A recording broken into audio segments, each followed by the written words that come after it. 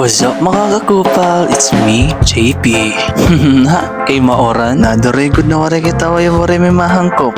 Nasyaging kapihan ko na lang. Ngan habang nagkakape, naisip ko, what if maglaban na la ako?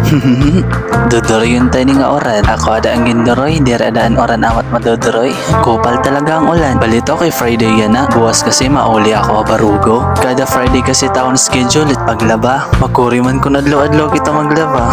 Wala ko itong tubig ngayon sabon. Asya gabi ako naglaba. Kahit biyernes, kulupit ako na schedule at klase. Share ko lang. Anyways, hindi rin ako ging kukurian paglaba. Kaya tun mo tato pala ako.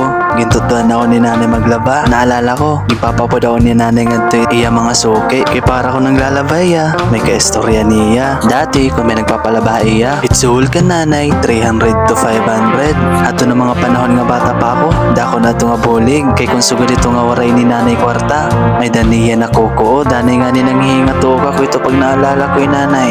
May da kasi to one time, aniya kamot na nuhubag. Kaya ito ngunit sabon, nga iyaging gamit. Kaya ito nga sabon, tikang pakuno abroad, hitaas ko ng chemical. Grabe itong pag-inda ni nanay ang kaulol. Sanglit, dire good laro mamay maging labandera. Kaya saludo ako ha mga labandera, masugad ka nanay. Anyway, suman ako maglaba, napahilaba datak istorya. Sige, sunod naman, bye bye.